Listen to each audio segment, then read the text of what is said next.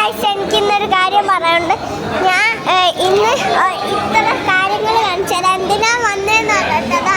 അടുത്ത അവിടെ നിൽക്കൊണ്ട് എന്നിട്ടില്ലേ, ഞാൻ വന്നത് ഗീതാ ചാൻഡിങ്ങിനാണ്. പിന്നെ എൻ്റെ ഏട്ടനും വന്നിട്ടുണ്ടായിരുന്നു.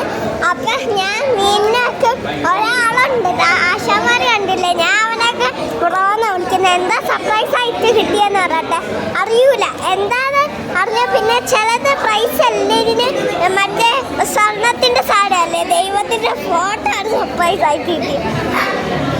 Like, share, subscribe.